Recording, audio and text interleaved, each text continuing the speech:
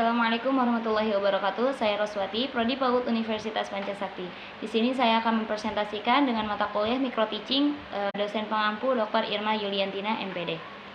Nah, pengertian pembelajaran mikro atau Micro Teaching. Pengajaran mikro adalah pengajaran dalam skala kecil, yaitu dilakukan dengan jalan menyederhanakan komponen-komponen dalam ruang lingkup pembelajaran yang ada, sehingga calon guru dapat menguasai satu persatu keterampilan mengajar dalam situasi mengajar yang disederhanakan. Menurut Sadirman, micro teaching adalah meningkatkan performance yang menyangkut keterampilan dalam mengajar atau latihan mengelola interaksi belajar mengajar. Nah, pengertian micro teaching ini merupakan sarana latihan untuk berani tampil menghadapi kelas dengan peserta didik yang beraneka ragam karakternya, mengendalikan emosi, ritme pembicaraan, mengelola kelas agar kondusif untuk proses transfer ilmu, dan lain-lain. Nah, dari tujuan micro teaching ini, menurut Sadirman 2005, tujuan dari pembelajaran mikro adalah membekali calon guru sebelum sungguh-sungguh terjun ke sekolah, tempat latihan praktek kependidikan untuk praktek mengajar. Nah, menurut Mujiono, bagi siswa calon guru, satu, memberikan pengalaman belajar yang nyata dan latihan sejumlah keterampilan dasar mengajar secara terpisah. Kedua, calon guru dapat mengembangkan keterampilan mengajarnya sebelum mereka terjun ke kelas yang sebenarnya. Tiga, memberikan kemungkinan bagi calon guru untuk mendapatkan bermacam-macam keterampilan dasar mengajar serta memahami kapan dan bagaimana keterampilan itu diterapkan. Nah, bagi guru, pengajaran mikro bukan hanya untuk calon guru saja, tapi juga digunakan untuk guru yang telah mengajar di sekolah-sekolah. Tujuannya pun berbeda. Satu, memberikan penyegaran dalam program pendidikan. Kedua, guru mendapatkan pengalaman belajar mengajar yang bersifat individual demi perkembangan profesinya. Ketiga, mengembangkan sikap terbuka bagi guru terhadap pembaruan yang berlangsung di perantara pendidikan. Adapun hal-hal yang harus disederhanakan atau dikecilkan. Nah, pertama, satu, jumlah murid 5-10 orang. Yang kedua, waktu mengajar. Ketiga, bahan pelajaran atau ruang lingkup materi. Keempat, keterampilan yang dilatih. Kelima, penggunaan metode. Keenam, media pembelajaran. Ketujuh, unsur-unsur pembelajaran lainnya. Nah, adapun ciri-ciri pengajaran mikro. Satu, jumlah siswa sebagai subjek belajar sedikit, yaitu antara 5-10 orang. Yang kedua, waktu mengajar terbatas dari 10-15 menit. Ketiga, bahan yang diajarkan terbatas. Keempat, komponen mengajar yang dikembangkan terbatas. Nah, adapun pertanyaan yang sering muncul yaitu seperti mengapa jumlah murid antara 5-10 orang hanya sedikit? Nah, di sini jawabannya adalah karena pembelajarannya mikro, maka tentu saja dibuat dengan jumlah yang lebih sedikit agar guru yang sedang belajar lebih mudah. Nah, pertanyaan selanjutnya yaitu waktu mengajar berapa lamakah dan bagaimanakah caranya?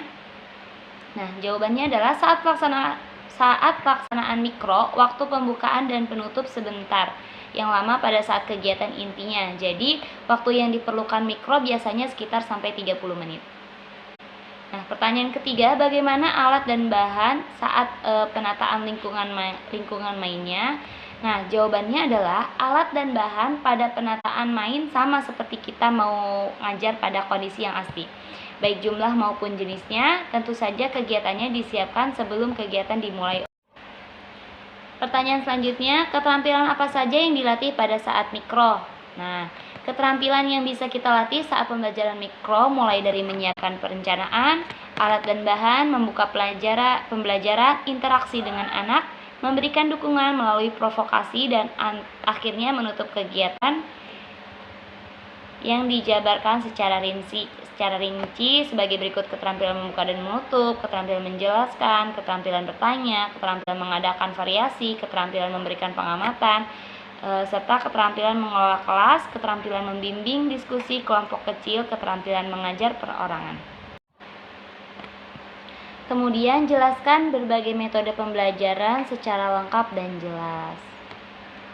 Nah, coba kita lihat ya. Nah, adapun metode-metode pembelajaran yang dapat digunakan antara lainnya yaitu seperti metode bercerita, metode bercakap-cakap, metode tanya jawab, metode karya wisata, atau metode demonstrasi, metode sosiodrama atau bermain peran. Adapun metode eksperimen, metode proyek, dan metode pemberian tugas. Nah, di sini metode bercerita adalah cara bertutur kata dan menyampaikan cerita dengan secara lisan. Cerita harus diberikan secara menarik, anak diberi kesempatan untuk bertanya dan memberikan tanggapan. Pendidik dapat menggunakan buku sebagai alat bantu cerita. Selanjutnya metode eksperimen. Metode ini adalah cara penyajian pelajaran dengan suatu percobaan, mengalami dan membuktikan sendiri apa yang dipelajari, serta siswa dapat menarik suatu kesimpulan dari proses yang dialaminya. Metode demonstrasi digunakan untuk menunjukkan atau memeragakan cara untuk membuat atau melakukan sesuatu.